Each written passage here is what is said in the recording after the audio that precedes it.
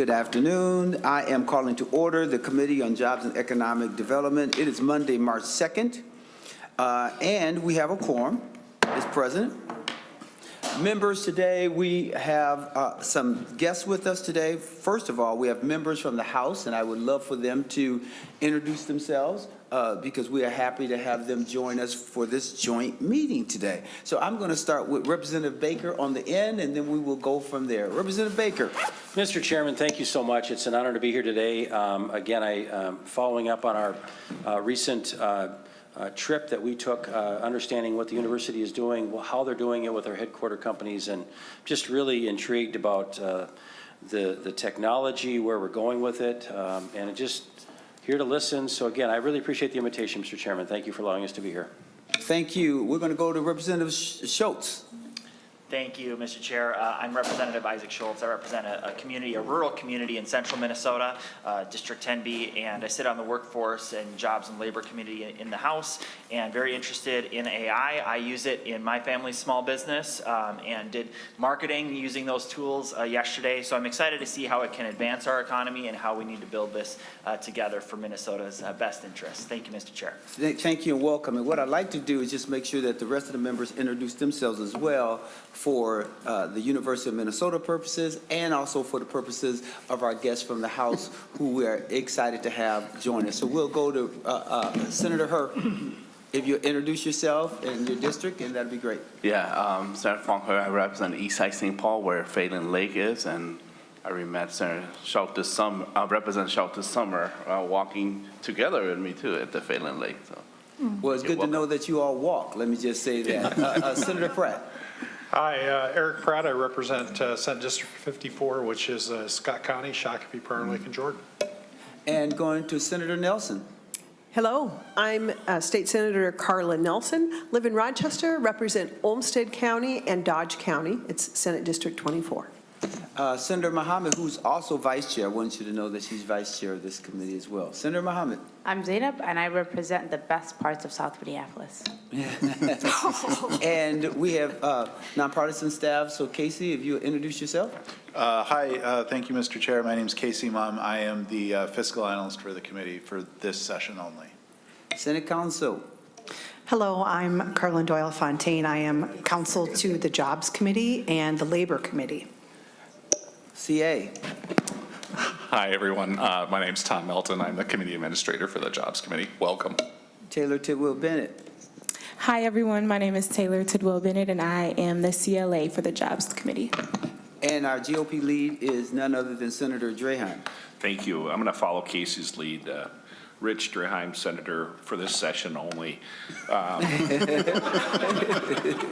From northwest to Jordan all the way to Iowa, so I cover parts of 7 counties in south central Minnesota. Thank you. Senator Gustafson. Hi, I am Heather Gustafson. I represent Vadnais Heights, White Bear Lake, Lino Lakes, White Bear Township, North Oaks, Gem Lake, Circle Pines, Centerville, Birchwood Village, Senate District 36. Come visit. The greatest hockey mom ever, Senator Housley. Thank you, Senator Champion. Senator Karen Housley, I represent the East Metro, Stillwater, Forest Lake, Hugo, that area, St. Croix River Valley. Thank you. Senator Pah. Hi, everyone. I'm excited to be here. Senator Pah represents Senate District 38, which is Brooklyn Park, Brooklyn Center, and Osseo. And Representative Schultz, I, too, use AI for my business, for everything in my life. And recently, I asked my AI app to help me crush my opponent who's running against me. And it literally said to me, I can't do that. And so I'm hoping I will learn something new today that will retrain my AI to give me a different response. Thank you. Thank you, everyone. You know, thank you for the introductions. Thank you all for being here. We know that AI is an important tool that we've been hearing a whole lot about. And before I go further, Senator Pratt. Thank you, Mr. Chair. I don't recall that we know who you are. Oh, let me just say, that's true. Thank you there, Senator Pratt. I am the chair, Senator Bobby Joe Champion. I represent Senate District 59, which I think is the greatest, district. But, we'll fight over that, Senator Mohammed. But anyway, thank you again. As I was mentioning, we know that AI is a big issue in our world today, right? And some people will tell me that they use it fluidly and it's great, and others are afraid, right? But in this committee, I wanted to have the University of Minnesota data science team, come in and talk about the state of AI and the AI ecosystem they are hoping to develop to help make Minnesota a national and potentially even global leader in AI innovation and safeguards. I underscore safeguards because we know with anything that happens, we need to think about how do we allow for innovation, but also balance that with protection so that we feel protected. And so with that, we have Dr. Jones and the team who are at the table, and they'll start their presentation, and he can introduce their team and then go from there. And we are happy to have you here. And it's my understanding that Dr. Jones, and you can correct me if I'm wrong, is that along the way, it's okay to ask questions so that folks feel like they can get some clarity as you're going through the presentation. So 2 things, introduce yourself and your team, and then answer my question as to whether you want us to ask questions along the way. Dr. Jones. Good afternoon, Chair Champion. Thank you for having us back. My name is Galen Jones. I am the Director of the School of Statistics and a Professor of Statistics, and with my colleagues here, we co-chair the Data Science and AI Hub, which in the next 48 hours or so is going to be just the AI Hub, but we'll get to that as we go along, all right? Genevieve? Thank you so much for having us here. I'm Genevieve Melton-Mukes. I represent the medical school in health sciences, and I serve as our Senior Associate Dean for data sciences. Yeah, Dr. And I'm Vipin Kumar. I'm a Regents Professor in Computer Science Department. Happy to be here. Senator Champion, it is perfectly fine if we have questions at any point. All right. Thank you for that clarification. And Dr. Jones. It's been a year, a little bit more maybe, since our last visit to this committee, and much has changed. AI continues to rapidly evolve and increase its impact on our lives.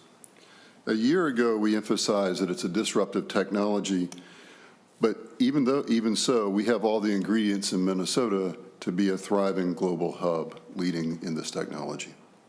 In particular, we have a hub of Fortune 500 companies, a robust startup culture, a well-educated workforce, and the best part is an R1 university that's completely committed to leading in this arena. Ultimately, as Representative Baker mentioned, we aim to enhance the whole statewide AI ecosystems. This is not a presentation just about the University of Minnesota.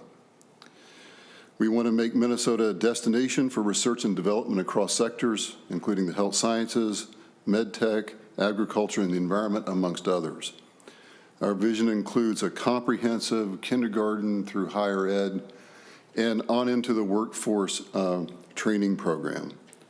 Public-private partnerships that drive innovation and discovery in healthcare, manufacturing, advanced materials, agriculture, and beyond. We believe that partnerships among industry, government, and higher ed are crucial to addressing the large challenges facing us with AI. It's simply put, the challenges are just too large for any single organization to handle on their own. So much of what I'll present today describes what we're doing in the AI Hub at the university, but it's really important to note that everything we talk about, we have this statewide ecosystem in mind, and we have a much larger vision to address. 3 years ago, ChatGPT, and it was only 3 years ago that ChatGPT launched, or OpenAI launched ChatGPT. That made it clear to everyone, it was already clear to some of us working in AI, that it was going to transform our lives, and it did so overnight. I don't believe that transforming our lives is hyperbole. A year ago, there was a Nature article that said 40% of our lives are already impacted by AI. Recent research suggests it's north of 50%, and the pace is increasing. However, AI is much more than the generative AI that you interact with through ChatGPT or Claude or Gemini or whatever your favorite LLM is. It is impacting the health sciences, the agriculture, and material science, among many other areas important to Minnesotans. It is not difficult to see the impact of AI on our professional lives. In fact, a couple people here already mentioned it today. Well, we can think about it for a student who might use it to explore possible career paths, asking an LLM, what does a day in the life of a nurse look like, right? It could ask it for contextual explanations. Can you use a hockey metaphor to explain special relativity to me? Things like this that might help them learn in various ways. For businesses, the applications are just nearly endless. It might be used to write an onboarding document for a new hire, get a manager started on a marketing strategy, or in more technical spaces, actually write code or design product mock-ups. I'll actually own up to something that a year ago when you had me here, the first thing I did when we were preparing was I put, what does a Senate Committee on Jobs and Economic Development want to hear about from the University of Minnesota into ChatGPT? And I didn't use much of what it produced, but it got me started. And I think that's probably the best way to think about it.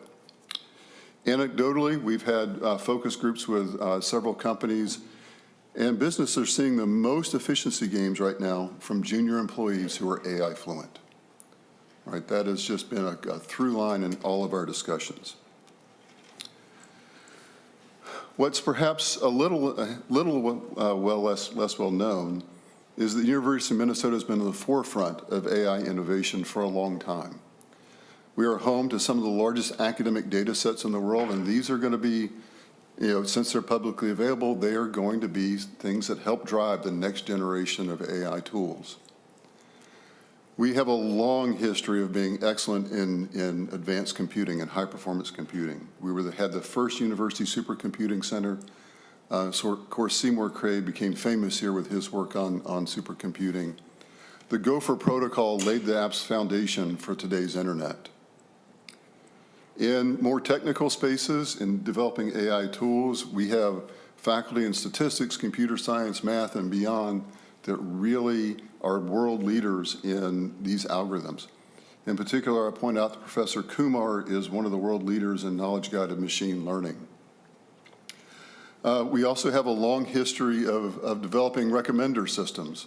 And if you don't know what those are, all you have to do is open up Amazon and see what it recommends to you for you to buy. Now, we can just debate whether those are good at their job or not, but they are something that the University of Minnesota led in their development. Another very special thing about the University of Minnesota is it's highly interdisciplinary.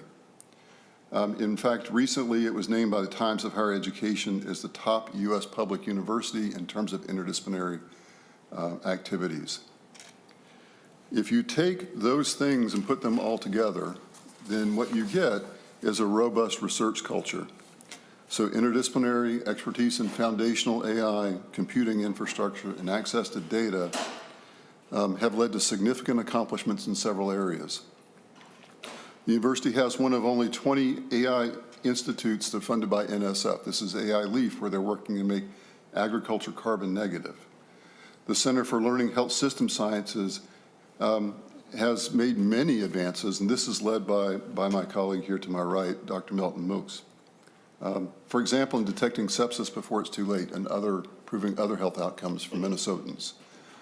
We have active research I know that energy usage, for example, is a big issue in AI, but we have active research on campus.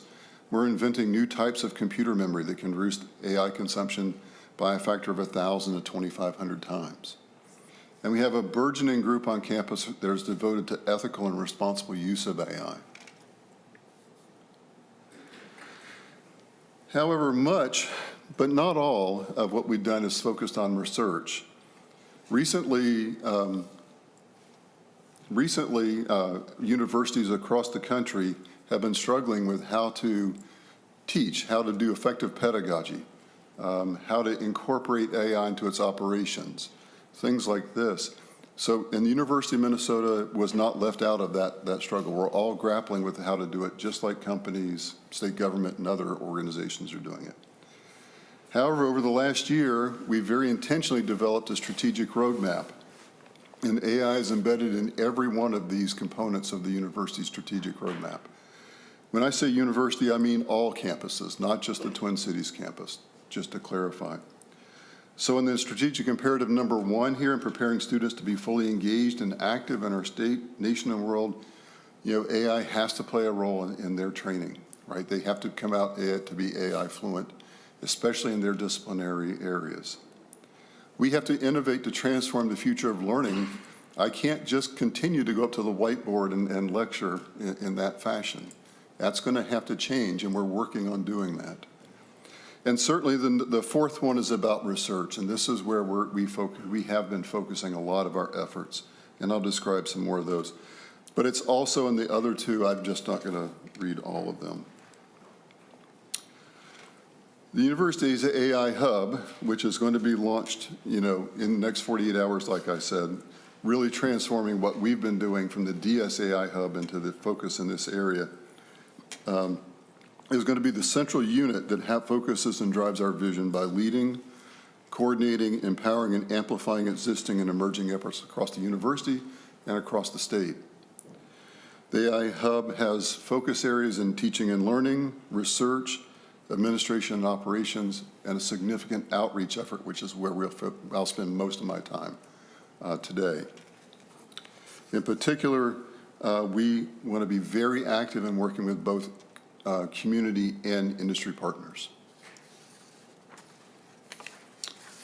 The hub is cultivating this AI, or working to cultivate this AI ecosystem by doing the 3 things in these boxes, which roughly translates to facilitating access, providing guidance, and communicating impacts.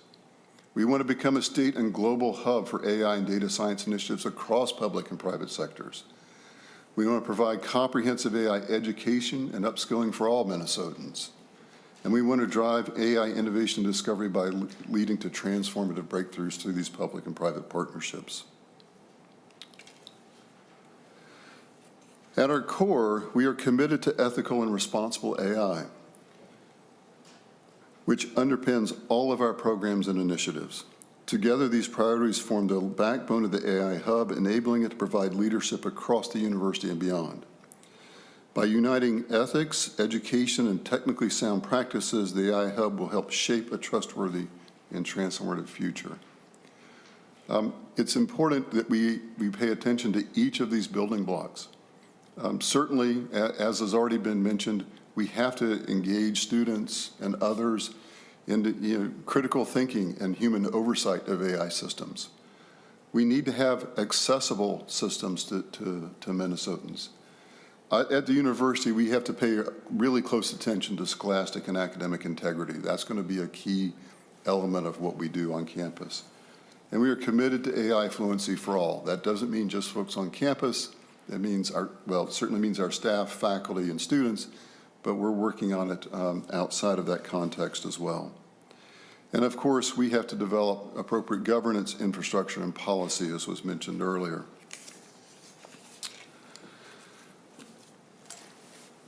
We are working to... Dr. Jones, yes, we have a question. Senator Drahan. Thank you. Thank you, Doctor. You've mentioned ethics quite a bit, which I really appreciate. From our standpoint, ethics is a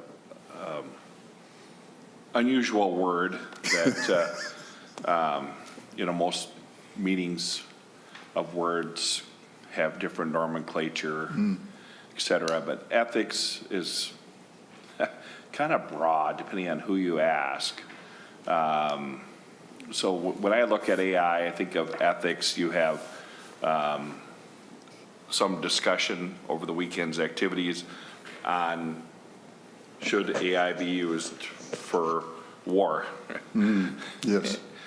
Business guy like myself, you could question, should it be used for business, humanitarian work, et cetera. You can go on and on and on. But for us elected officials, we look at it, what can we put in statute? What can we control? So with the ethics group, and obviously you guys have been involved very heavily, and I thank you for that, in this work at the U. Do you have some recommendations for us elected officials to keep our eyes out for, or is there other states that have a framework of penalties? Was the first thought that crossed my mind, of people abusing this technology, which is to me a tool, and like any tool, could be used for good and it could be used for bad. That doesn't mean we should be afraid of it, but I think we need a framework. So anyway, I'm rambling. Question is recommendations. Thank you. Dr. Jones. Thank you, Senator Champion, Senator Draheim. Well, recommendations is also a broad topic, right? There's a lot of work going on around ethical and responsible AI. There's already been some work legislatively here in Minnesota around deepfakes, for just one example. I'm a fan of legislating outcomes, all right? That's what I would encourage folks to think about, rather than trying to legislate actual algorithms or the technology. But it's the outcomes that we want. There are some, we can question about whether this is ethical or not, but there's an app where folks can sign up for a shift in a hospital, and that app decides how much they're going to offer to pay the person who signed up for it based upon their credit score. Okay? And a lower credit score gets you lower pay. So, you know, do we want things like that, right? Is that something that we should legislate? The technology, I don't think, is something that we'd want to legislate, but the outcome may be something you'd want to. A follow-up, Senator Drahan? No, I appreciate, you know, so my follow-up question would be, what legislative outcomes do you recommend? You know, but I know we could go on that. So, but I agree. I appreciate the answer, and look forward for the rest of the presentation. Thank you. Senator Pratt. Oh, well, no. Just one more Identify follow-up. yourself for the record. Please identify yourself for the record and give the response, please. Thank you. Genevieve Melton-Mukes, just one more follow-up. Certainly the environmental scanning piece of what other states are doing. I know on the health side of things, we have like a list of what folks are doing across different states, and that may be something that we could be a resource for and a follow-up. And it would be great if you could provide that, any information for the committee, that would be great. I'm going to Senator Pratt. Thank you, Mr. Chair. And since Senator Draheim opened up this ethics line of questioning, one of the questions I had is, as we talk about ethics, there are unethical actors out there. And how do you, there's some thought, should we have 50 different AI statutes out there? Or should we have, you know, should we recognize this as a interstate commerce issue? But then also, when we start talking internationally, how does the University of Minnesota, how do we look at AI from an ethics standpoint with bad actors? Dr. Jones. So we are active in developing international policy. In fact, I'll point out that Dr. Kumar is serving on a UN panel right now around developing policy along these lines. Okay, I think they're just getting started. I don't know if he has much to say about it right now. Yes, yeah. Please identify yourself for the record and give the response. Yes, this is Vipin Kumar, Regents Professor at University of Minnesota. So this panel was established by United Nations with the hope of answering the kinds of questions that are coming up. These questions are coming up in every country, in every society, in every nation. And they set this panel up. They thought of setting this panel up about 6 months ago. They went through an entire process. Now the panel was declared only about 2 weeks ago. We're going to have our first meeting with the United Nations Secretary General tomorrow, actually, in the morning. And it has 40 members from 37 different countries. U.S. is represented by 2 people, including one from Minnesota. And the entire goal of this panel is to be able to provide hopes and guidance to the community worldwide on this topic. So as I listen to you, I'm really enjoying the discussion, because these are the kinds of things that will be our fodder for the next many, many months and many years to come about. Follow-up, Senator Pratt? I do have a question. I see that on your document, you have the AI Hub will cultivate and advance Minnesota's AI ecosystem, and you talked a little bit about providing comprehensive AI education and upskilling for Minnesota. Can you talk a little about that and what you believe we might do as policymakers, as the legislature, to help upskill Minnesotans so that we can alleviate the feelings or address the concern around AI taking jobs away? Dr. Jones. Thank you, Senator Champion. I do have a whole slide on this in a few minutes. Okay, well. So would you like me to answer it now? No, we can certainly wait. I'll go to Senator Pop. Thank you, Chair Champion. So I'm going to kind of do a follow-up question to Senator Draham's question, which is that AI is a powerful tool, and a powerful tool like this needs safeguards. Safeguards aren't necessarily censorship. I think that they're protection that are put in place. And so how do we make sure that innovation is done responsibly in a way that keeps people safe? And so my question to you is, how do we build in those safeguards in a way that protects people? You know, kind of back to what I was saying before, it is a true case. I really did ask my AI, how do I crush my opponent? And I was actually happy that it gave me a response that said, I can't help you do that, and then gave me a lecture, and then it said, but you could do this instead in a nice way. So I liked that, because I'm like, okay, you know, but how do we do that in other terms? And I say that because it is important. People could go to AI and say, how do I build a bomb from my home? How do I do this or do that? And it could be a number of things that people can do that can harm others. How do we put in those safeguards? Dr. Jones. Thank you, Senator Pop, for the question. One reason why I focus so much on the outcomes of the technology is because the technology that we have right now is not what we're going to have in 5 minutes, okay? And so trying to legislate or put guardrails on particular algorithms, it would just be whack-a-mole, all right? That's all it is. And you'd be behind the curve all the time. So by outcomes, I'm not a policy expert, right? And I don't know that any of the three of us really are. But I think we have to look at how it can be used to harm and then legislate around that. And that's probably the most general answer I can give you. But that's the idea, is how can it harm and then legislate around that? I mean, you can still ask the internet how to build a bomb, right? And so a lot of what AI is doing is just pulling information that's already on the internet and presenting it in a very particular way. And so even legislating around those questions, I don't know if that would be effective or not. Senator, did you follow up, Senator Pop? Yes, thank you, Senator Chair Champion. Thank you for your response. And I agree with you that you can find just about anything online. The difference between Googling something online and reading through it is so much more different than any AI application. And as a user of AI, I know the power of what that is.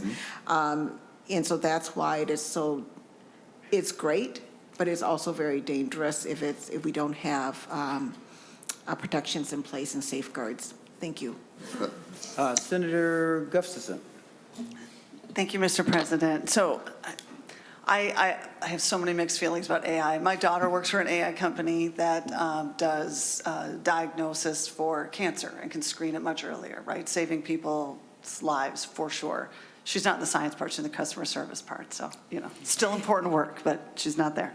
But my thought is just looking, that's one example of a good way that we could use AI.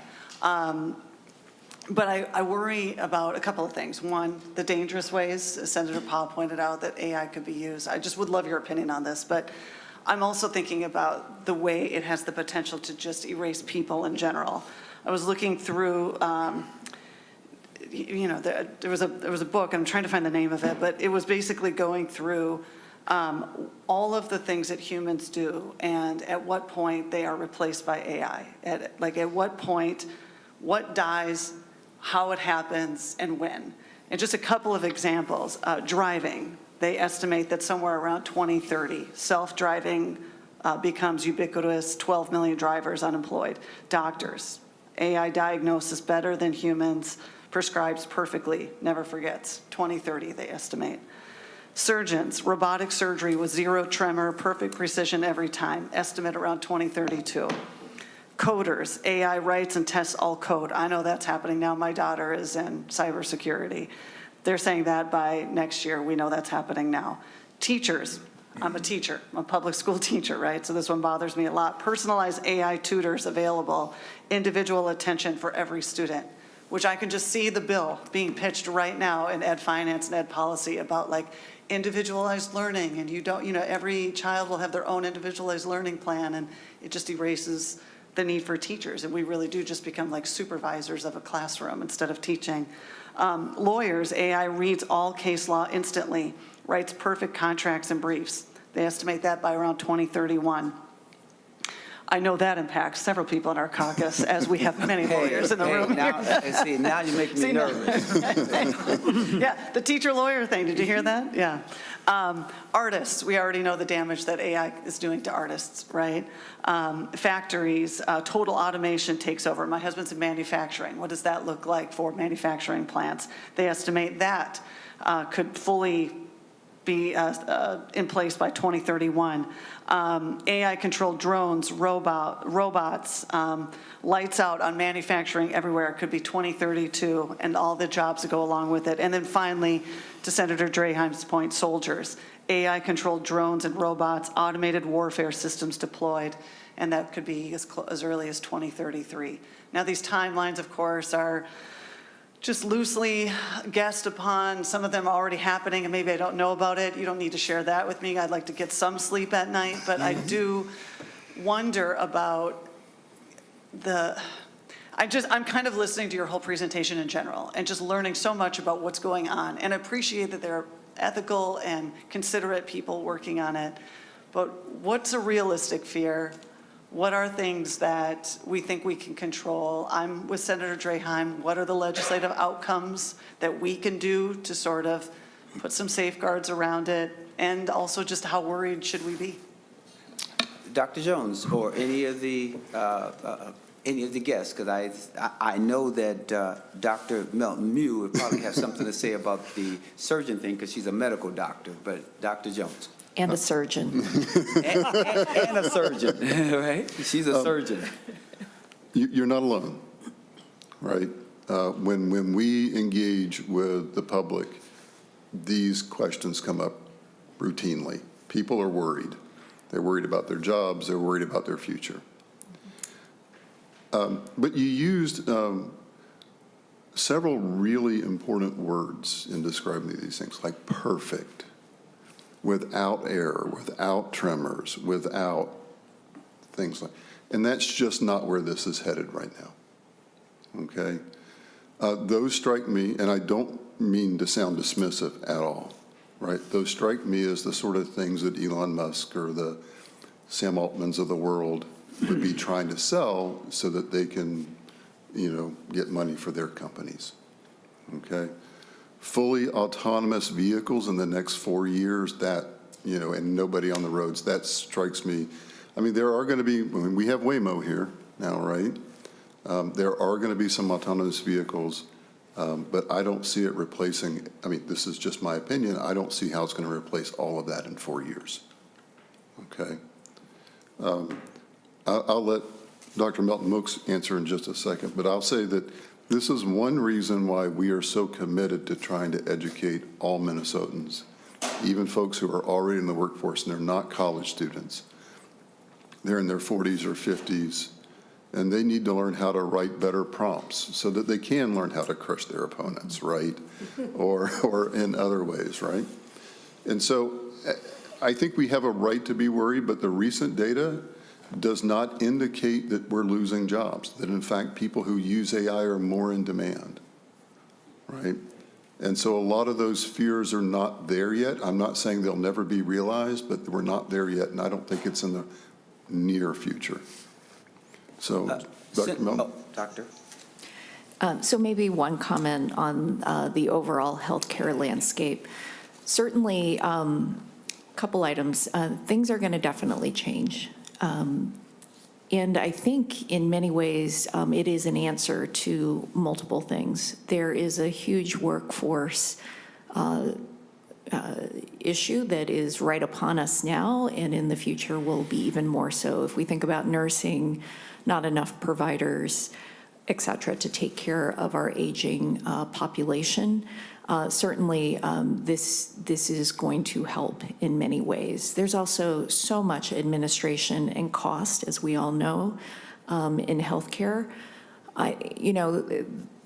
Also right now, AI costs a lot, but healthcare delivery can be definitely helped by that because it's going to give us a lot more scale. And I will tell you, for many of the solutions today, because folks are not spending all their time documenting, they're able to provide much more human interactions to their patients. So it absolutely has to be balanced, and I really hope that by 2032, I'm not replaced by a robot surgically. And definitely, maybe I'm helped some from these tools when I'm in the operating room, much more precise, that type of thing. Doctor, what sort of, in your profession as a surgeon, how are you all using AI right now? Isn't there something around, you being able to be in another state and being able to guide a robot or something in order to do surgery? If you could just talk a little about that, and then we'll keep going. So thank you for that question, Senator Champion. So a couple comments, and I also wear a hat nationally as the Chief Health Informatics Officer for the American College of Surgeons, so I'll just state that up front. So AI predominantly day-to-day really is focused on a lot of things around documentation, some more awareness and planning around the operating room.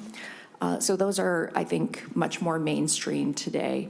Robotics today, there's a lot of data that's being collected, and there are definitely tools that help you in the operating room to see and do things a bit better. Some stuff with tremor as well. And then in certain fields, a lot of the imaging with AI is starting to come to bear. So preoperative planning, if you're an orthopedic surgeon, for instance, that is definitely something that quite a few surgeons use. And I think for repeatable surgeries, if anybody has had LASIX, some places like ophthalmology or some very repeatable surgeries or procedures, AI is coming to bear. Senator, did you have a follow-up? Senator Gustafson, before I go to Senator Prop. Thank you, Mr. President. Sorry, can you tell we're all very interested in this subject? That's great. I think that I hear what you're saying, and I do see a combination of the two, right, where it's human beings and AI. I do worry about what happens if AI becomes a bad actor itself. It's learning about the human body and ways that it can help a human. What if it takes that same information and decides it knows everything to hurt a human? And those are the things that we are also concerned about. And you bring up the inaccuracies too, right? I one time looked up myself on ChatGPT, and it said I was a mom under 40. We can leave that inaccuracy alone. That one can stay. That one does not need to be corrected. But it is something where I do think, like right now, relying on it heavily is, the inaccuracies make it worrisome. Anyway, I appreciate your answers. I hope it's okay that I keep asking questions, because I'm glad you're here. Yeah. And I think that ties into hallucination and answers, where the data points are that AI gets that information. And I'm certain that they would talk about that a little later, unless you want to respond now before I go to Senator Pyle. Okay. We can talk about it later. Okay. Senator Pyle. Thank you, Chair Champion, and thank you for giving me more time to speak, as I too am very interested in this. And Senator Gustafson actually brought up something that my constituents talked to me quite a bit about, which is about the loss of job with AI technology. This is something that we talk about all the time, and almost every time I interact with my community at community events, this always gets brought up. And so the concern is that could AI widen the wealth gap that currently already exists in our world today, where there are many who are very wealthy, and then there are many who are just trying to get by. And with the elimination of jobs and the ability to use AI for corporations to basically save on the bottom line, and they're making more money, workers are facing displacement, and then how would AI impact those inequities? And would it further drive prosperity to be shared among all of us, or would it further drive wealth to a concentrated few? So this is something that's huge. I'm just wondering, from your perspective, how do we make sure that it is not just driving wealth to those few and those who are already at that top of wealth, and then eliminating jobs for many of those who then would cause even more of that wealth gap? And Dr. Jones, I know that your next slide is going to deal with some of the upscaling and some of the other things. So would you like to wait until you finish this and then get to that slide and then answer my question as well as Senator Potts' question? There's one part of Senator Futt's question I'd like to address now. Dr. Jones. Yes, people are worried.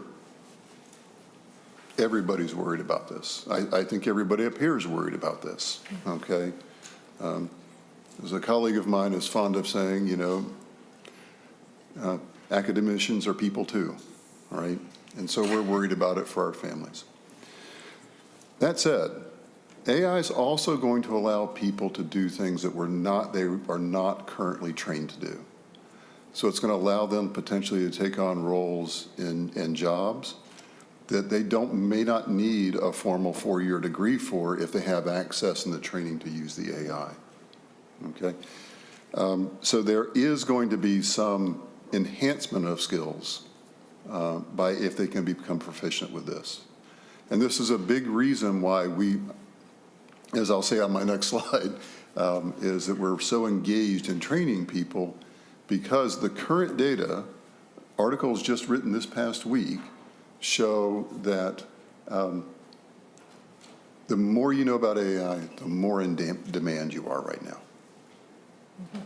So I don't think the answer is to shrink from it. It's to engage with it and try to meet it head on. And Dr. Jones, is there any industry that's better served or will benefit more from the continued use of AI? I mean, I think it's making the most impact right now in healthcare. I mean, that's where it's making the largest impact. Would you like to? I don't know if, well, certainly healthcare is a prime target, so. Yeah. So in med tech, for example, I went to the doctor recently, and they didn't take notes like Dr. Melton was saying. It was all just, the system was listening and transcribing the conversation. And so I was much more fully engaged with the doctor than you might have been in the past. So it's going to impacting lots of components of it. And because it's impacting so many, is that the reason why you are at the University of Minnesota? And I understand that your presentation is not just about the University of Minnesota, but about the AI ecosystem. Yes. Is that one of the reasons why you are looking to teach AI as a part of your overall curriculum, because of the current, impact of AI and looking to the future as to how AI will impact other industries. Dr. Jones. So thank you, Senator Champion. We anticipate that starting this fall, every student that shows up, before classes has received some AI literacy training. In their first year, they'll start to receive even more training that's much more centered around ethics and responsible use. And then as they go on throughout their career, their academic career, they'll have more specialized training in particular areas. So if you're a political scientist, you'll learn how to use AI in that discipline, as an example. Now, Dr. Jones, you talked about how this is an ecosystem, and so you talked about K through higher ed. Yep. Can you speak to what's currently being done in order to help K through higher ed? Like, we got higher ed, but what about the K through 12? Yeah, okay. So I'm just going to go to my next slide here. Okay. Sounds good. So what I was just describing was the first bullet point. We want to create multiple tiers of AI programming, AI training for students, faculty, and staff at the university, including domain-specific training. We are very invested in the K through 12 space, and that is going to increase from our point of view. Let's just talk about a few things we're doing there right now. Last summer, for 10 years now, we've hosted a summer camp in machine learning and AI for high school students. And, even though we charge for it, it's growing, right? We had waiting lists for all 3 sessions of it. And so the kids are interested in it, right? I was at a presentation just earlier this week where Alexandria Technical College is also doing something like this, where they're bringing high school kids from the Twin Cities to them for a residential experience around AI and data science. So we're far from the only institution doing it, and I think we need to do more that way. In addition, we've been active. If you look at the middle picture here on here, we are engaged with K through 12 educational leaders, principals, administrators, teachers, around helping shape the future of AI in that space. We have a desire to be much more embedded in that space. And there are several other initiatives on campus where we're active in there. In addition, we're also talking about doing upskilling of people who are currently employed. And so this gets to your previous question, Senator Champion. Currently, we have a grant through DEED, which we are providing custom training for Phillips and Mayo. And we do this, the training is multiple tiered. We do a basic prompt engineering, basic here's how to get started with it for every employee at Phillips and Mayo, all right? And then because the healthcare space is highly regulated, right, we teach a course in regulations and policies for AI for their employees. And then we start moving into more specific type of use cases. In some cases, we're going to be doing some of the most advanced algorithmic things that we'd be teaching PhD students, for example, at the university, and everything in between that and prompt engineering, okay? We have a second DEED grant, which I'm not allowed to mention who it is publicly because the DEED commissioner has not quite signed it yet, okay? But it's with 3 other companies in town, again around med tech. And we are engaging with at least 5 other companies who have asked for upskilling training. Now, my understanding is that DEED is focused on funding med tech, but there's a greater need than just the med tech space. And so going back to the work that you're doing, you all are teaching classes and you say that you charge for it, but there's a number of young people who are participating. Tell me what you all are doing to help those who are less resourced so that we don't leave those communities behind, number one, and number two, and how are you involving intentionally the younger population? And number three, how do we make certain that the element of critical thinking is also a part of just the work that we do in order to make sure that people know the nuts and bolts of AI? Okay, thank you, Senator Champion. Well, critical thinking, I'll answer the last one first, is going to embed everything we do, right? That is a core value again. All right, we do charge, but we do offer scholarships for kids who have some need, okay? And in the past, we've gone so far as to pay for their bus passes and that sort of thing to get, and we provide food for them throughout the day. And so there should be no kid that can't come and participate if they have a desire to do so. All right. And you can go on with your presentation because I don't see any questions around the table. Okay. All right, I'll go backwards by one slide, okay? Just to reiterate that we have this, we want to build a global and statewide AI hub. And what this means is we want companies collaborating in a pre-competitive space. We want the university and other higher educational institutions involved working collaboratively to advance the whole ecosystem. And so we've done several convening and community building functions. For example, the last couple of years, we've hosted the Women in AI and Data Science meeting, where over 800 participants from the state, from both academia, mostly from industry, but from academia as well, have come and participated there on campus in just a day-long series of talks and events around AI and data science in that intersection. You'll notice in the middle picture, we have the illustrious Senator Champion there. He visited campus recently, and I'll extend that invitation to anybody who wants to come to campus and see what we're doing. Happy to show you around and show you things like the room we're standing in. That picture is actually something called the AI Makerspace. And so this is a room on campus where we've got all the equipment set up, where anybody can come in and just raise their hand and say, I want to AI, and you will have some help to get started. It's kind of a sandbox area where you can play in a low-stakes environment around learning. We have hopes of expanding this over the next couple of years and possibly working with our extension agents, campuses to make it more available to the public as well. And we're very active in doing a lot of community ed events. And so if we have an opportunity to engage with the community, we'll take it. We also, it's another important thing to say we want to drive AI innovation and discovery. This is a really important point. Certainly, we want to provide cutting-edge AI tools, compute, and data resources. We want to build AI research programs of distinction. We have to conduct cross-disciplinary workshops and develop innovative research partnerships. I'll point out that this does not just mean just the university. For example, this past semester, we hosted on campus, we hosted Honeywell on campus on a computer vision and AI workshop, right? That they brought a bunch of people out to talk to us about what they're interested in. We had a lot of folks at the university interested in this topic and developed some ongoing partnerships out of that meeting.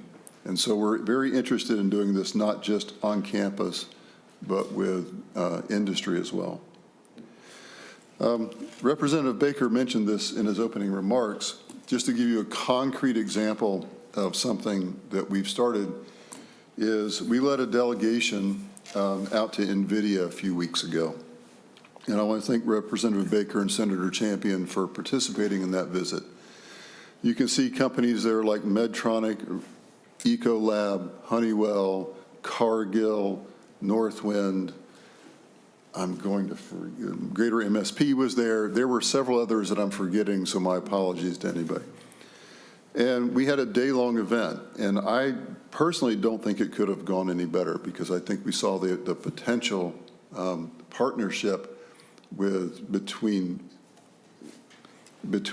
industry, academia, and the state. I'll point out the gentleman in the white shirt right in the middle is Chris Malachowski, who was a co-founder of NVIDIA, and he spent the entire afternoon with us talking essentially through what he calls his 50 States Initiative, which is the idea of bringing significant compute infrastructure and training to each state. So this is one way we're trying to achieve national leadership. A couple of other states, Chris Melikowski, like myself, is an alum of the University of Florida, and so because of that, he donated $50 million in equipment to the University of Florida. I don't think he's going to do that here in Minnesota, but we'll try. Okay. So Florida's been active. The state of New York with around Empire AI there, Tom Segunda really kind of led that charge with state government to fund $100 million worth of AI training and equipment. Utah was another one that has some leadership in this. More recently, the Huntsman family helped organize a significant investment in Utah. We won in that game, right? We want to be national leaders, and so we want to really improve the computing capabilities by making strategic investments in the software development, the cyber infrastructure, and training resources that cut across industries. And the idea being maybe that we could have data platforms where companies could work in a pre-competitive space together to advance the future of the state of Minnesota. And lastly, I'll say that in that engagement, I found real value, and I think everybody else did, in just getting the group together and start talking about what is necessary.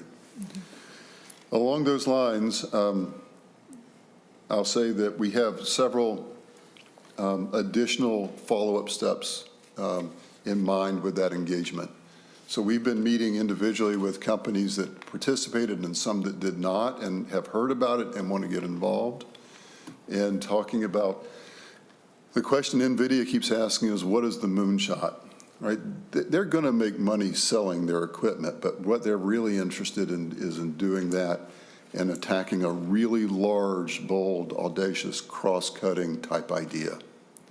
And so we're working to develop those so-called moonshots that would be appropriate for the state of Minnesota in this engagement here.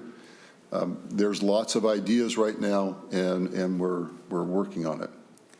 I'll say that in mid-April, we're going to host NVIDIA, and we're going to invite this whole group back together. The date's not completely confirmed yet, but once they do, I'd be happy to have y'all come and hear what companies and academics are thinking about in this space. Be happy to host y'all. Moving on, really, the overarching goal is to develop this ecosystem. We envision a thriving hub of industry, innovation, and collaboration that cannot leave out higher ed.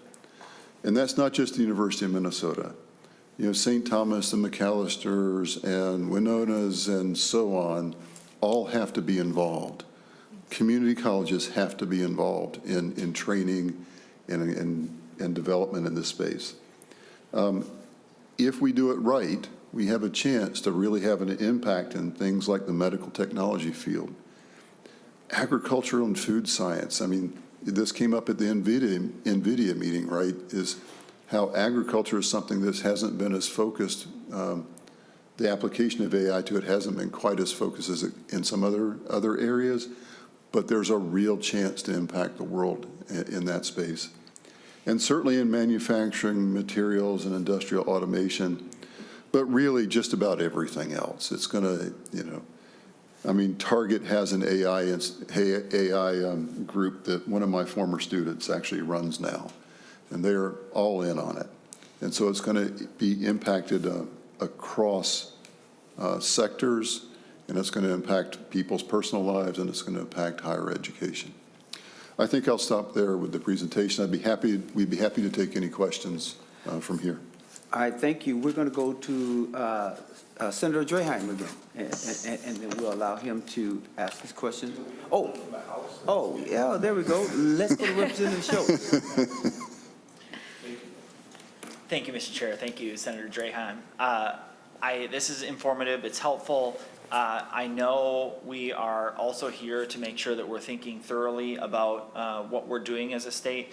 I think about our budget forecast. I think about the future for Minnesota. I see how AI is the future, and I wonder about the roadblocks that we create from government, especially here in Minnesota, the conversations that we have that actually stifle our ability to see and to be at the forefront of this advancement in technology. and how our own deliberation can stand in the way of being the beneficiary of this new age. And I actually have Democrats who live in the city of St. Paul, who I consider friends, who message me on a regular basis and are like, why isn't Minnesota competing well? Why aren't we seeing this growth? Why aren't we capitalizing on it? And it's a little bit of this, I almost think, just as colleagues around the table, that we need to be intentional about saying, we want to be on the forefront of this. We want to use the things that Minnesota is already good at and be at the forefront.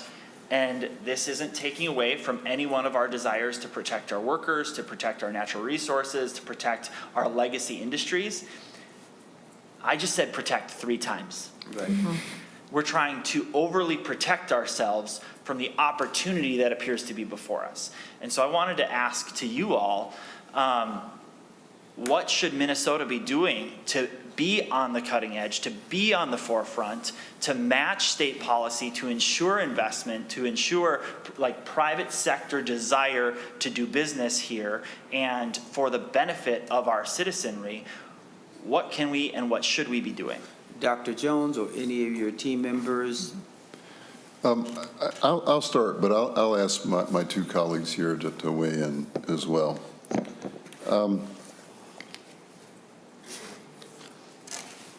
We have to get serious about training people, number 1, right?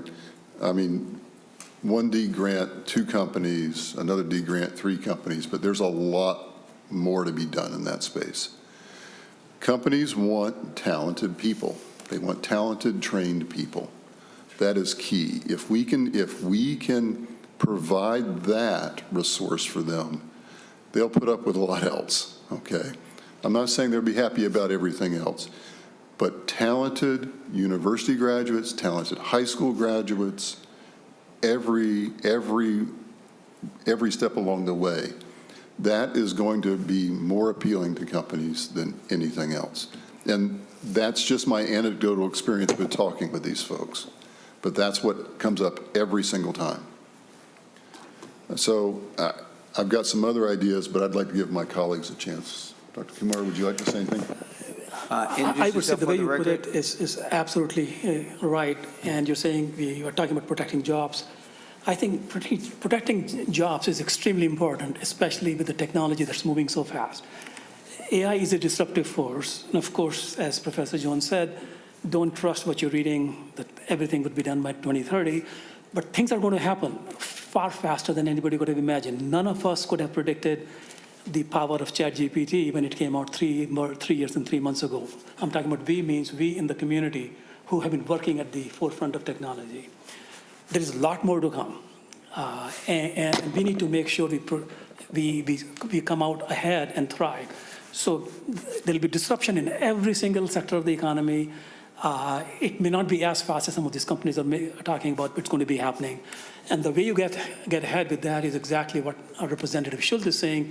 We got to be at the forefront of this technology. As Professor Jones said, we got to train our workforce. We need to make sure Minnesota is a destination for the people to sort of advance the frontiers of AI, as opposed to our students, our young people leaving the state to go somewhere. So I think this is the time for action, and we talk a lot about regulation and being able to protect people. And remember, as Professor Jones said, regulate the outcome, not the technology. Why? Because you can regulate the technology here, but you can't regulate the technology elsewhere. So technology is going to evolve all over the world. We want to make sure we're not hampered in our ability to innovate, but we want to make sure it's used in the right way. And these are the kind of questions everybody's asking all over the world, every city, every state, every country. The question is, the communities and the states and the nations that respond to this challenge faster or more smartly, they will benefit more. So there was a question about disparity, right?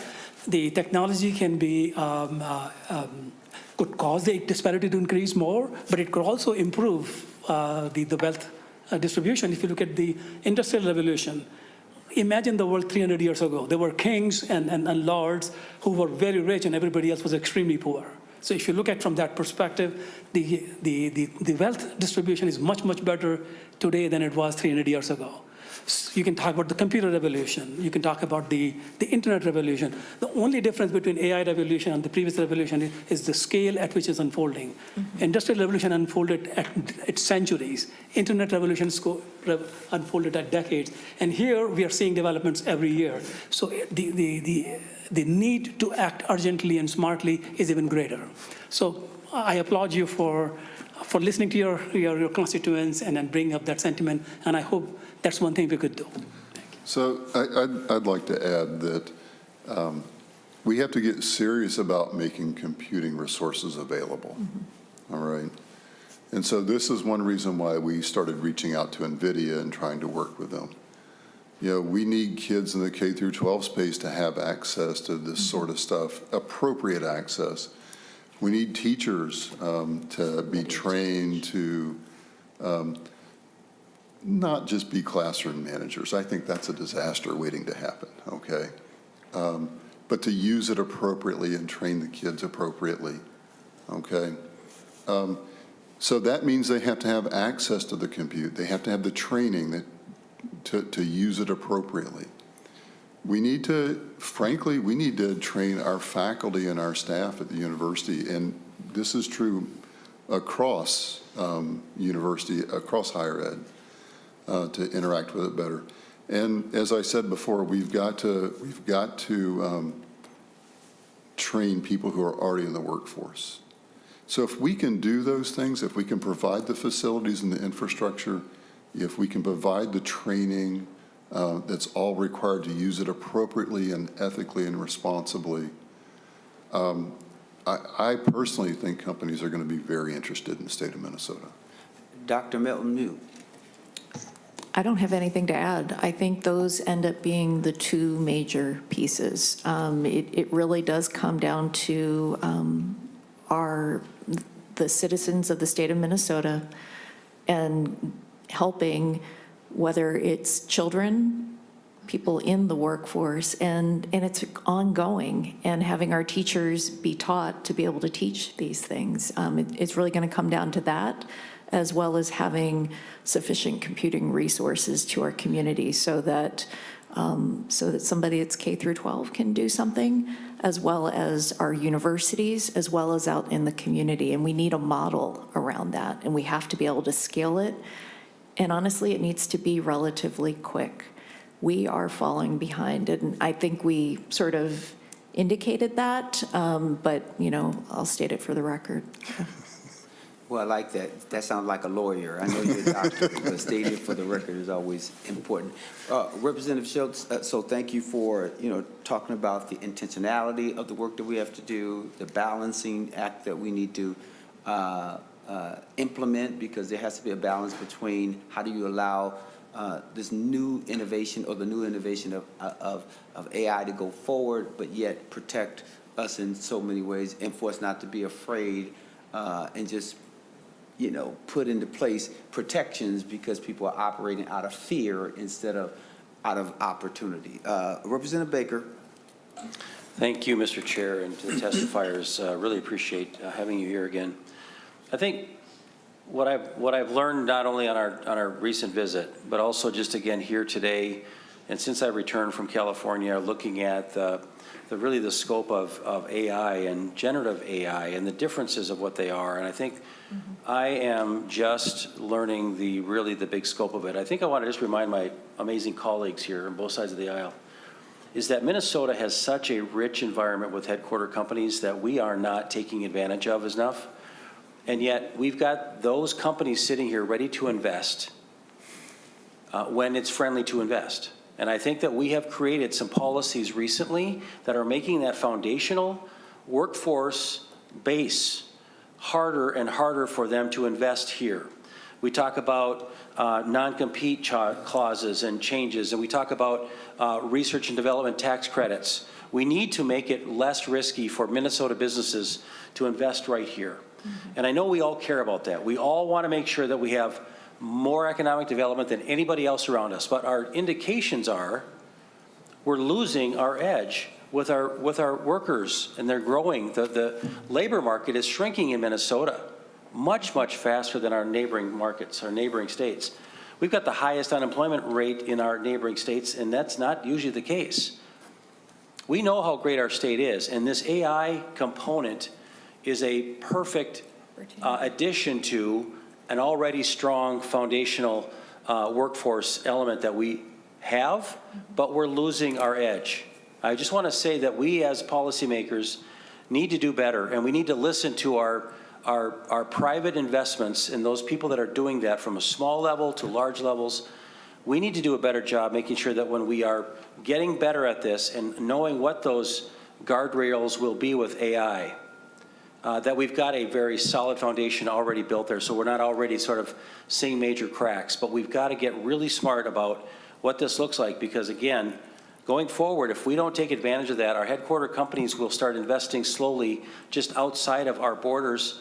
Our high-tech companies, we can do a lot of the same thing with AI anywhere, but we've got to do it here in Minnesota, and that's what our charge is here, is not to overtax, but also not to overregulate our companies that are the soul of our economic development growth. And so I can't wait to learn more, Mr. Chair. I can't wait to have our own conversation about this in our own committee back in the House when we've got more of our members there. Because these conversations are important, but it's about AI being included with our foundational workforce elements that we have so enjoyed here in Minnesota, but we have got to look at the data. It is slipping away if we don't start looking at these things right now. So this is an important part of this future of Minnesota and the workforce that we have. So it's more of a statement than anything else, but I just want to say the energy level that I have when I came back is so, I'm so inspired with what we need to do with economic growth and the development we need to do to invest in our companies to give them more reasons to invest right here. I don't want to expand AI if it's not going to expand our workers. I don't want to lose a single worker. I want to be on the record of saying that. I don't want to lose anybody. I also know it's going to be creating, though, new jobs for new people around this technology. But we have to grow jobs because that's how we work around here. So again, looking forward to a lot more conversation. Thank you for this. University of Minnesota, good job. Thank you, Mr. Chair. Thank you, Representative Baker. And Representative Baker, one of the things that we have to continue to do, and you and I have talked a lot about this, is bifurcate the issues, but understand how they're related. Like, for example, training and upscaling. That's something that we should be thinking about. How do we engage in that training and upscaling?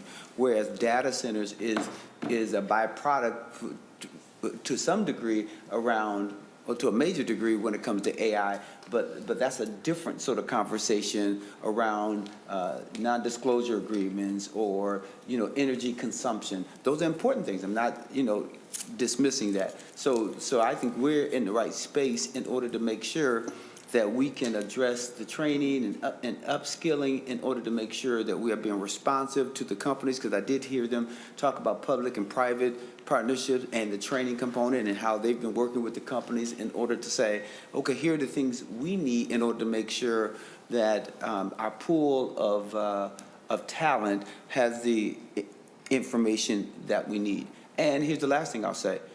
From my understanding of listening to the presentation, all states are wrestling with the same question, right? And even internationally, we're all wrestling with the same question.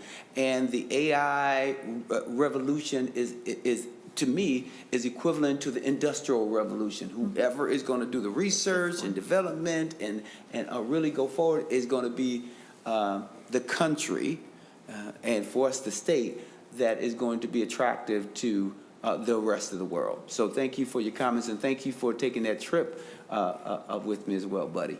All right, I'm going to Senator Draheim. You had your hand up before we go to Senator Gustafson and Senator Nelson.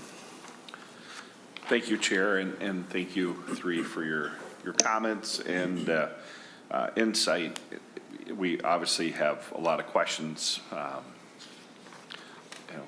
Part of it is our age, I think, and being away from academia for, yeah, you're on the 40. I'm not.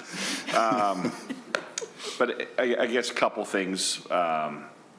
Can you just briefly describe the interaction and how important, if it is, data centers are with AI for us novice legislators here? Let's go to Dr. Jones, and then if there's anyone else who wants to tackle that notion. I think we're all concerned about the energy usage that some AI systems and data centers have. I'll just say a couple of things about this. People said the same thing about the computers when they were created, right? And we're already working on improving the efficiency of these things on campus and throughout industry to where they are much more efficient and more sustainable. But data centers, they're critical for what a lot of these larger AI models. So they're going to be important, and they're going to be built. It's just a matter of where and whether we can do that responsibly or not. Chair. Follow-up, Senator Draheim. Thank you, and that's exactly what I thought, but I wanted to hear it from you guys, not me. So thank you. You talked about the AI camps, which is wonderful, trying to reach the next generation, if you will. What is the U doing for outstate Minnesota? Dr. Jones. Well, an awful lot of our students actually come from all over the state. All right, so yeah, I'm talking about the high school students, so not the college students.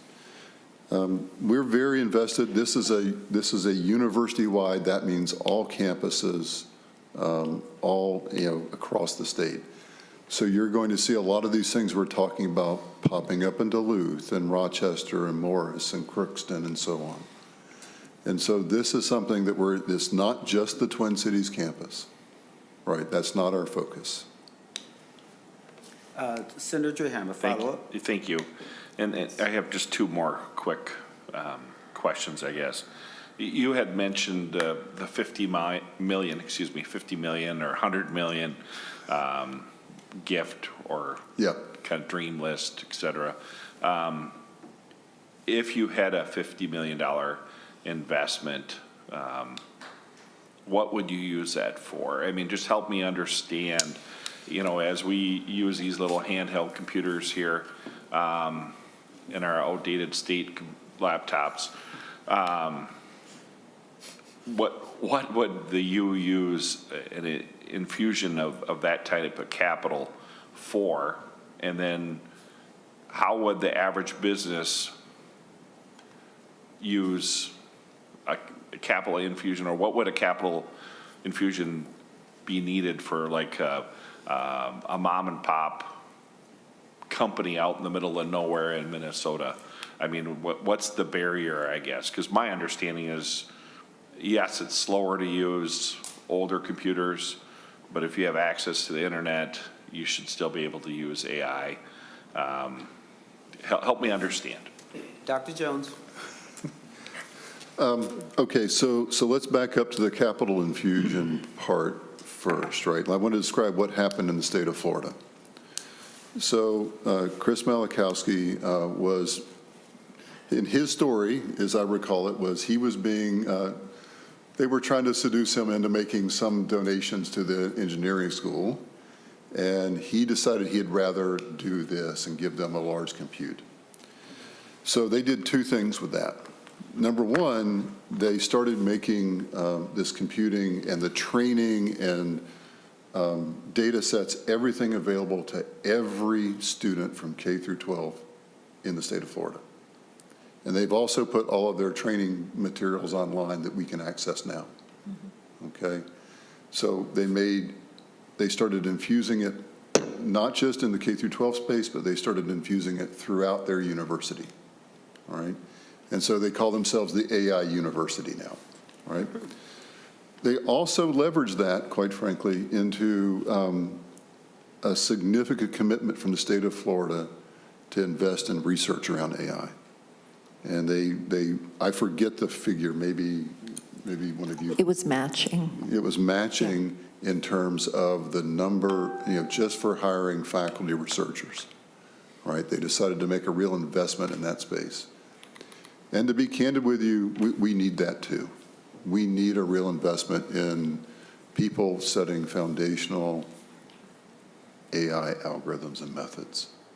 I think that's probably the third ingredient that I would say that would be very appealing to companies, to bring companies to the state of Minnesota and to retain workers, is if you have a robust intellectual kind of contribution in this space along with the training and infrastructure. And your last question was what we're doing with outstate Minnesota, is that right? Or was that the previous one? Senator Johann, follow-up? Thank you. No, I think you answered it, but it was the previous question. Okay. But I was kind of tied to it. What I was trying to get at is, I think there's different levels of interaction with any tool. Sure. And AI, I think, can be a resource for all businesses across the state without a $50 million investment. And you guys are fortunate enough to have your own data center. And I know that the need for computing power is greater at the U than it is for most of the rest of the state. I understand that. But you keep up bringing up training, which I love because that's part of what we're supposed to be doing here. So what training would you recommend that the state supports? And, I've been a broken record on the highest demand and the highest paying should be two areas that we should try to focus on. But for the average unemployed Minnesotan, is there much of a leap to get you to AI type job, or is it more of a tech type job? To me, I think everybody has their place. All jobs are honorable, but when you're talking training from a state standpoint, not a university standpoint, what should we be looking at? Thank you. I'm sorry, Dr. Jones. Thank you, Senator Draheim.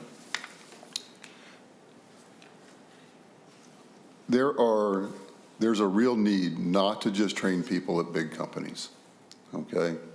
But you asked if there's a big leap.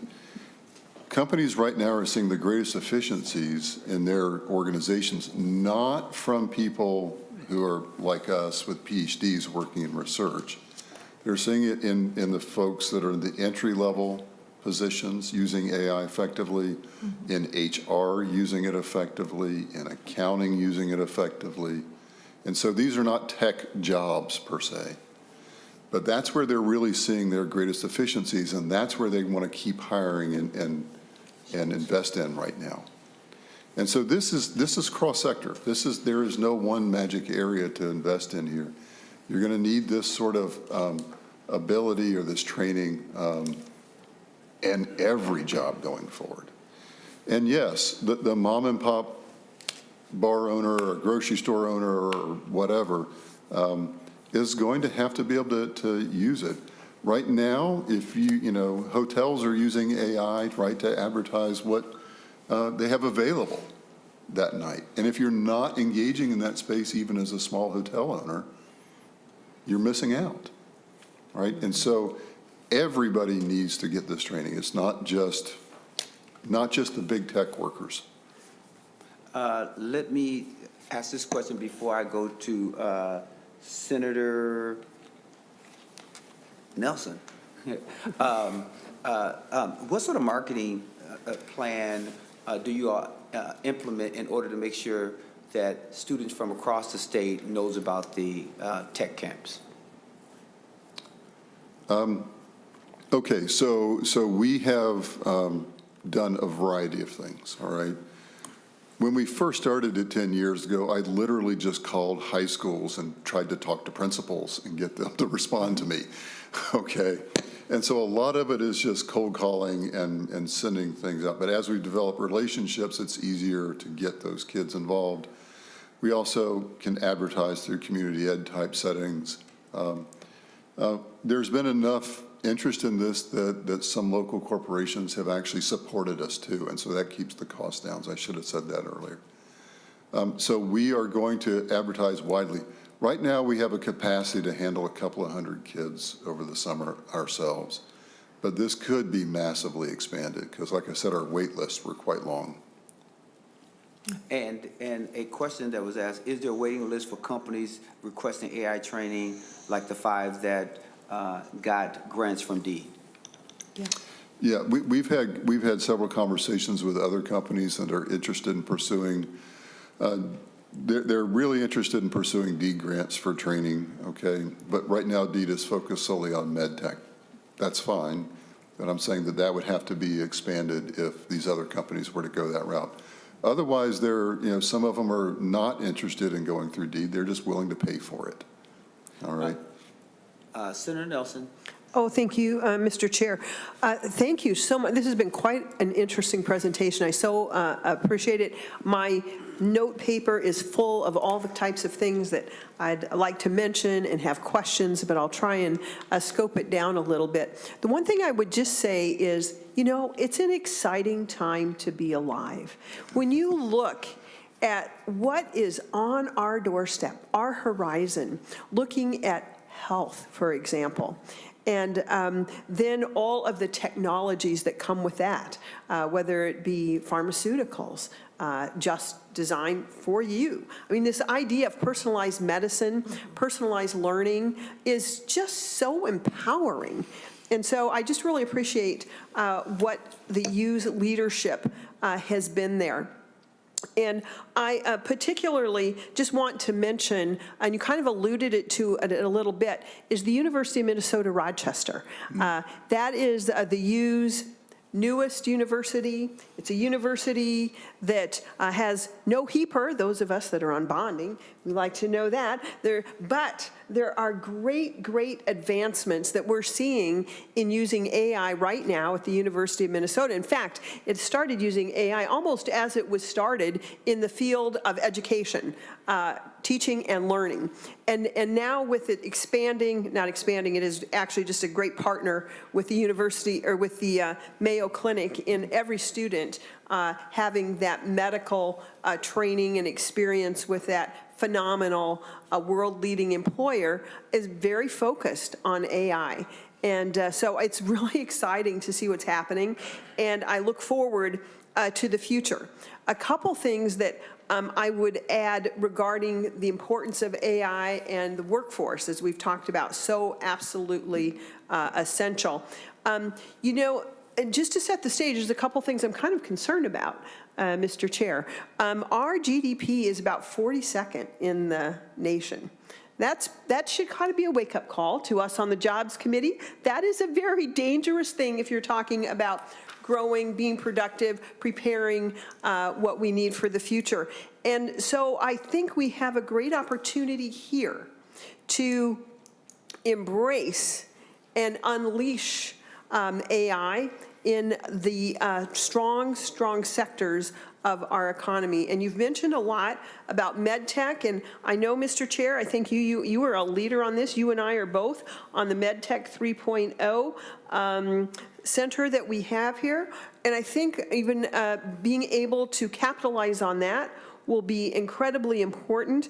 And I do not want to miss really what my colleague from the House mentioned.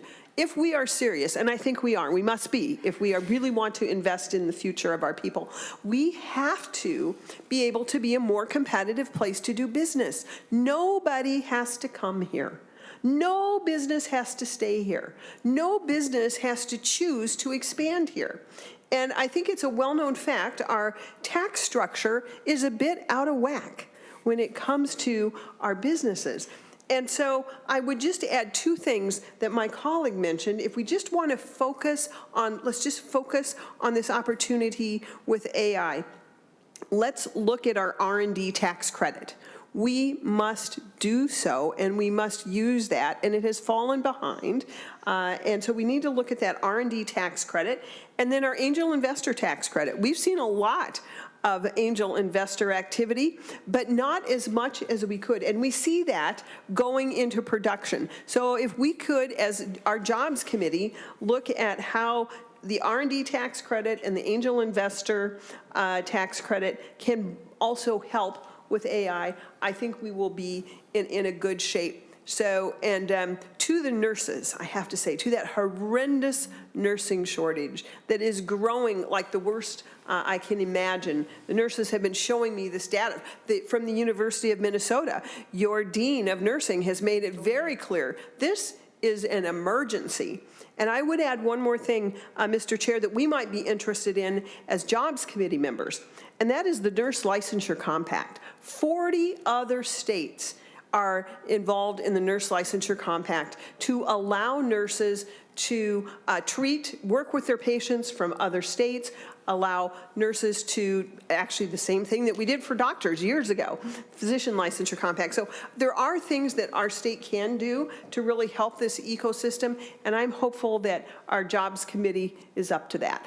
Thank you, Mr. Chair. Thank you, and I'm certain that you're going to talk to the great Senator Rest about the R&D tax credits and the tax committee, because we are not the tax committee, although we understand the importance of it.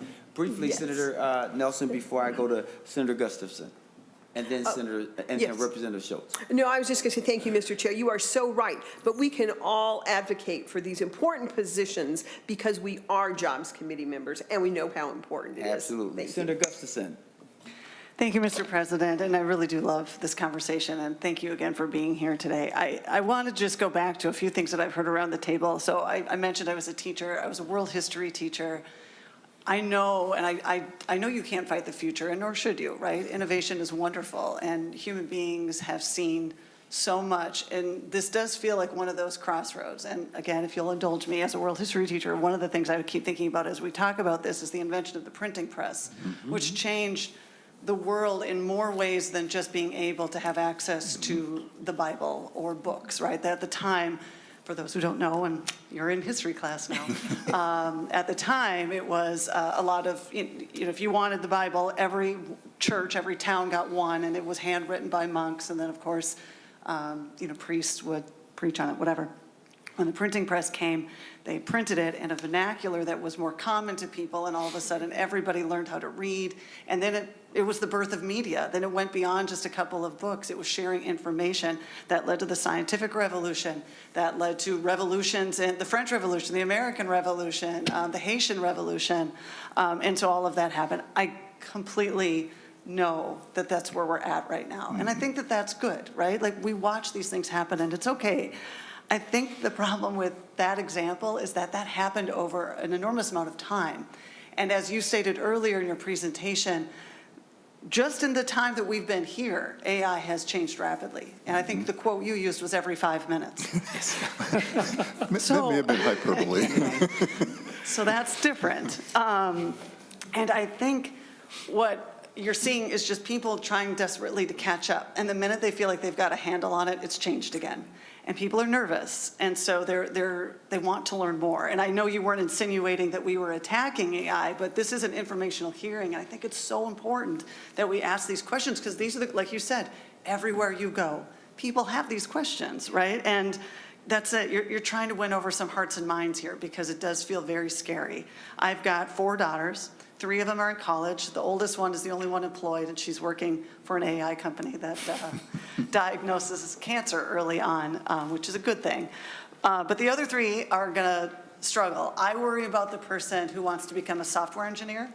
What if you want to become, my husband's in manufacturing, he builds circuit boards. What if you want to become an engineer in a manufacturing plant? What if you want to become a writer? These people, right now, one of my daughters who's going to be graduating soon and needs a job. Hint, hint. Anyways, she is really struggling. The job market is tough. It's really rough, and it's changed so much in just the 4 years that she was at St. Ben's, right? Because, like you said, all of this, when she started college, everything looked different than 4 years later. So I think that's what we're worried about. I know Senator Nelson represents the district with the Mayo Clinic. the Mayo Clinic might not be the gold star, because all hospitals could be the Mayo Clinic now, which would be wonderful, but also, do we lose some of that specialization? I think about food processing plants. What happens when robots can replace those workers? Some of those towns are completely supported by those manufacturing jobs. So these are just questions we're asking. And then, I would just say innovation is wonderful, and I do want to entice people. We have these conversations all the time in our Jobs Committee about enticing people to come to Minnesota and put down roots here and be part of it so that we can be part of it and not get left behind. But I just worry, and I think some of it, to go back to what you were saying about regulating legislative outcome.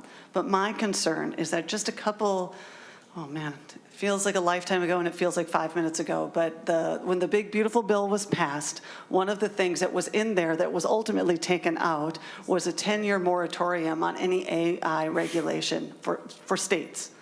And that makes me nervous, because that means that there are people in these small rooms who know that we are trying to get our hands around this, who want to welcome innovation, but also want to make sure that it doesn't come at the expense of human beings and their jobs and their livelihoods and their just, the joy and the soul of being a person. And they know that we're going to have worries about that, and they're trying to stop us from having a say. And they're able to almost get stuff like that passed. And then all of this is moot. And now we're just fighting over if a data center goes here or there, whether we tax it or not, but we're never able to regulate around what it actually looks like in our communities and what it actually does to us here. So I think you're still going to get questions, because we want jobs. We want people to come here. We want to be leaders. Minnesota has been leaders on so many things around science in the past. And you brought up some of those in the beginning of your presentation, which I appreciate. But I think we just want to know what cost is going to come at some of the innovation, and what it is. What's our role in all of this? What part do we play? Thank you. All right, do you want to tackle that, Dr. or is it more of some guiding principles for us to think about? Dr. Jones. What you describe is a story that has happened repeatedly in my lifetime, right? I mean, if we look around the country, there were, big steel mills that employed lots of people, and they don't now, right? And some of those sort of changes have had devastating impacts on towns, communities across the country, right? I'll say that, in my opinion, AI's here. It's not going away. If we ignore it, if we don't try to be proactive about it, you're going to end up just like those steel mills and others did, where communities are going to die and their people are not going to have opportunities that they can have if we decide to proceed. Sorry. That's okay. I can stop there. No, I didn't want to cut you off because that wisdom was flowing from you. I just wanted to make sure that I didn't cut you off. I'll just say one more thing. I mean, we do. I mean, there's a reason we put these few sectors up on the slide here. We have real strength in med tech. We have real strength in manufacturing and materials. We have real strength in ag and food and environmental issues. Those are all core values to Minnesotans, I think, core parts of being Minnesotan. And I think if we invest in those areas, amongst others, intelligently, intentionally, I think we can make a real difference in the future of the state. All right, I'm going to Representative Schultz. Thank you, Mr. Chair. I wish that Senator Mohammed was at the table at the moment, because then she and I could represent the Gen Z community and the millennial generation all at once around this table, which I feel I feel like that might need to be the most important aspect, right? Not just because the millennial generation is the largest outside of the baby boomer generation, but more so, I'm not scared I'm not scared as we approach the future, as we see the opportunity. And the reason why I want to put it like that is we have like people who are working in AI today or implementing it in their own small businesses are seeing enhanced productivity. And I just want to provide like some direct examples to you while sitting at this table, talking to that Democrat who's a good friend of mine who's operating a business. He said that he replaced $500,000 worth of salaries into $12,000 in AI infrastructure for the success of the business that he's building. Doesn't mean that he's not going to invest that money elsewhere. He's going to, and maybe there's going to be a different job. But that's one example. Or a member of my family who runs a small business in southern Minnesota, just outside of or in Senator Nelson's district, is now using the AI tools that exist in this world today to compete for business in California, in North Carolina, in Puerto Rico, in places where he never had the opportunity to before. And it's happening because those tools are at our fingertips. Yeah. And it is an opportunity where that business used to be a regionally based upper Midwest business and now does business in most states across the US, and probably will look to advance further and is getting into selling different assets. And all of that is happening because AI has opened that door. And so then to bring it back home for us in this committee or in this conversation, as we talk about education and preparing the workforce of tomorrow, this same employer from St. Paul tells me that they want to hire an individual who can do 100 times their productivity by their ability to use AI. And then secondarily, from that, when we're thinking about the education, that obviously needs to happen inside of education in our K through 12 environment. But I also want to give you all hope and everyone who's listening for the fact that in our own areas of business today, whether it doesn't matter across the generations, but if we take the time, every single business is looking at how they need to retrain their employees. And I'll just use my specific lens. I took one class in January that was like 90 minutes, maybe 2 hours long. You know, maybe that cost $150, $200. And that prepared me for this year's worth of success. I don't know that that necessarily has to come from government, except for to know that those private industries are doing those things. Those small businesses are doing those things to compete in today's environment. So that retraining, we can't even keep up with it here at the legislature, and we're constantly going to have to be doing it. But let's continue to see it as an opportunity for the wealth that we will create because of it. Let me say this before we go to Senator Pa. We just looked it up that the iPhone was created in 2007. Yes. And so the younger generation has not been in existence without, some sort of technology, right? That isn't to suggest that that isn't a good thing, but what it simply means is sometimes familiarity with a certain type of technology is much more comforting if you grew up in it. Now we have some people who are saying, I'm interested, but I'm trying to figure it out, right? And we are here, and especially on the Senate side, we had these folks here a year ago, and we've been wrestling with this for a while because we understand the importance of it. So your words are well taken, and let me just say, Senator Muhammad would probably nod and agree with you as well. Let's go to Senator Pa. Thank you, Chair Champion.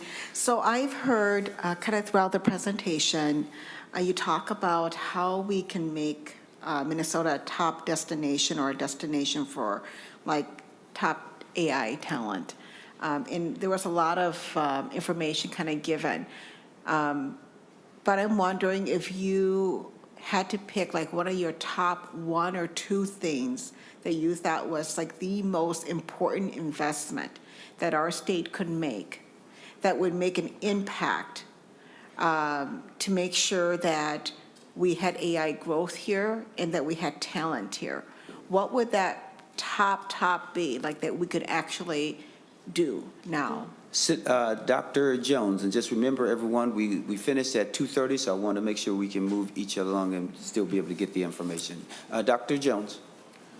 I don't know how to address what you can actually do now, because I don't know what you're working with, okay? In my view, I think I've already said it. I think we need to engage with NVIDIA and see if we can't get the infrastructure that we've been talking about available here. We have to continue to develop training, and it doesn't all have to come from government funded, but it does have to be done routinely. And we've got to invest, I mean, this may sound a little self-serving, but I do think we need to invest in research around AI, right, in an academic sense. And not just at the University of Minnesota, but in other institutions as well. Is there anything you'd like to add? So I'd like to add something about that last point about research and investing in it. The way that we're going to have the next Medtronic, the next Abbott, or it would have been St. Jude at the time, and the next Cargill, is to have talent that is coming in with these ideas. And, you know, we would like to be, you know, it is sort of, it's this cyclical, synergistic thing of if there are tight connections with industry and folks that have that entrepreneurial spirit, then even the current companies will also be able to take advantage and have that talent in place. It would be great if we were like a Stanford, or if you go to UT Austin. And now, you know, University of Florida is going to be that, the SUNY schools. And whether it's University of Minnesota with MINSCU, what that looks like, but to have that sort of ethos of this innovation that is going to do the next thing, we want to be that asset to the state. Senator Pratt. Thank you. Mr. Chair. Hold it, Senator Pratt. Did you have a follow-up? I do. Senator Pa. Thank you, Chair Champion. I hear you, and thank you for that, because we can talk about how we want to do these things, but unless we identify some of those top, most important things we can do right now and really act on it, we're not going to get closer to that goal. And so that's why I asked that question. And oftentimes I think as legislators, like many of us have talked about up here, is we want to be a part of this, and how do we move our state forward, and maybe some clarity about what we can do within our roles and our capacity to be able to help our state move forward in that direction. And then I just have one last question, Senator Champion, and then we'll go to Senator Pratt. Thank you, Senator Pratt, for the time. After hearing this presentation and all the discussion, I just have one last question. Should I be moving my entire retirement account over to AI technology stocks? I don't know if they want to give you advice on that. I would respectfully decline to answer And is that what you're doing? Champion. Do share. Thank you. Senator Pratt. Thank you, Mr. Chair. You know, this committee for a long time has been focused on a few key issues, right? Making Minnesota a great place to invest. Making sure we're looking out not only for the jobs of today, but for the jobs of tomorrow, as you've mentioned multiple times. Removing barriers to employment and balancing the needs of employers and employees, which I think over the last couple of years has gotten out of whack, and why we're seeing exactly what Representative Baker said, that we are slowing in the amount of job growth and business growth that in this community. You know, and I think back to, you know, it was funny, I was watching a documentary on the moon landing and how many of those technology companies were based here in Minnesota that no longer exist here. Honeywell, Control Data, Cray. We've lost Pentair, Valspar, a number of software companies along the way.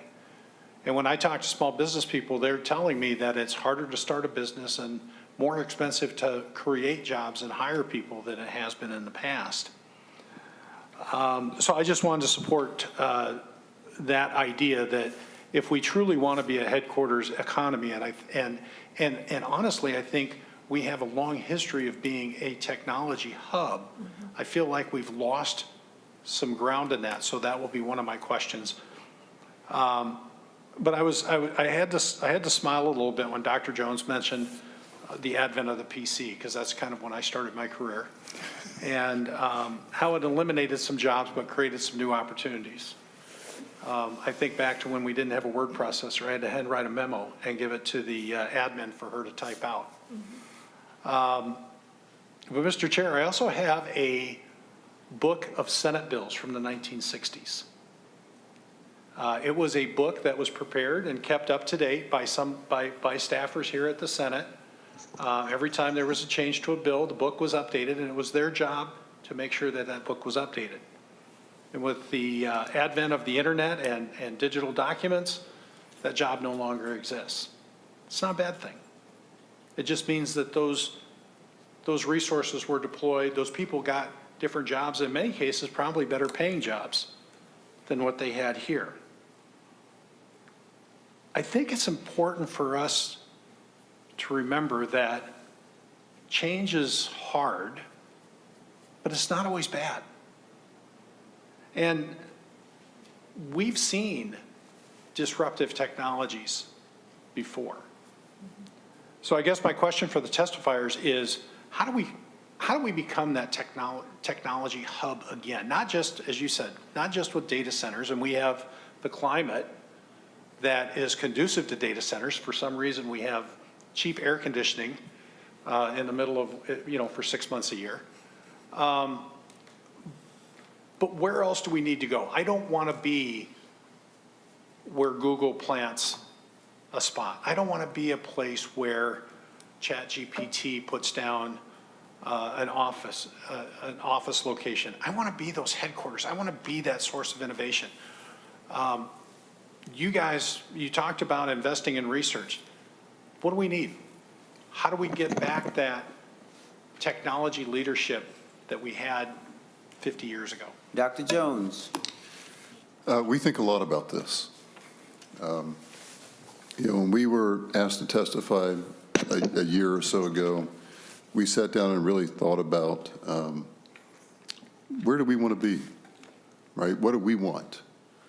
And Dr. Melton-Mooks, I think, encapsulated it very nicely in her previous answer to the question. Our goal is to be, the Silicon Valley of med tech and ag work and things along those lines. If we really play to our strengths and invest in, what happens in those places is places like Berkeley and Stanford and other universities are very integrated with these companies, right? Their faculty go spend a year and they work at Google or Meta or whatever other tech company is, then they come back.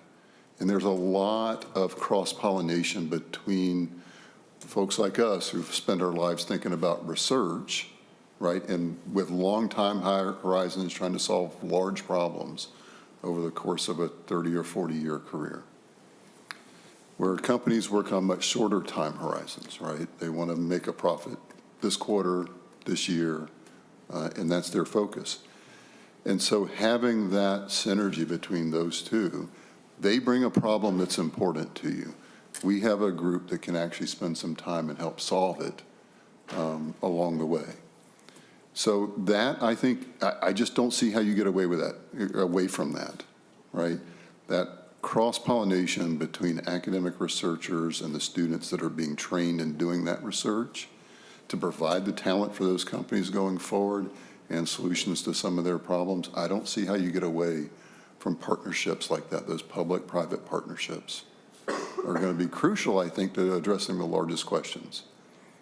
If you add, that sort of environment to a well-trained, even though this technology is changing constantly, so training is not going to be a one and done, right?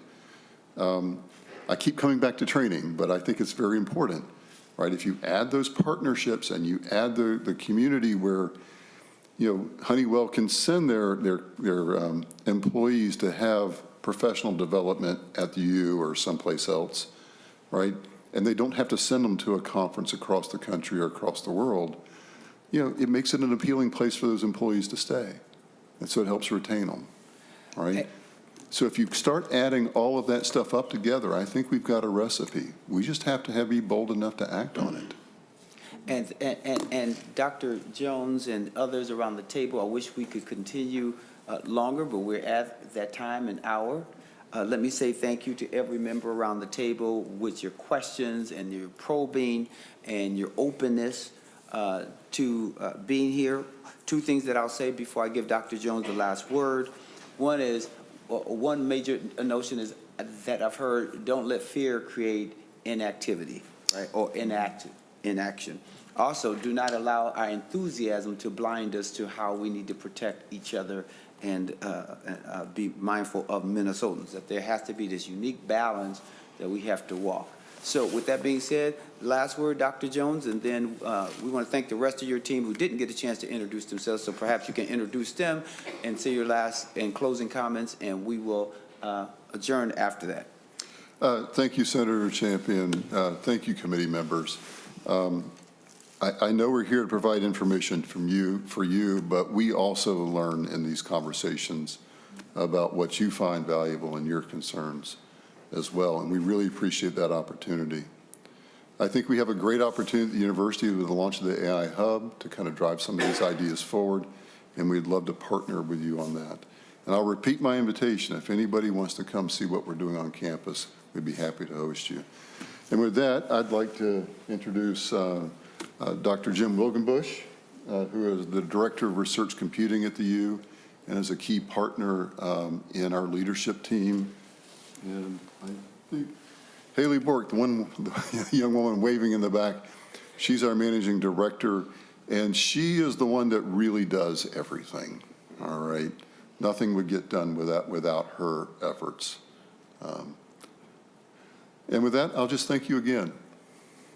Members, just a reminder that we will hear from Deed about UI on Wednesday. And with that, this meeting is adjourned.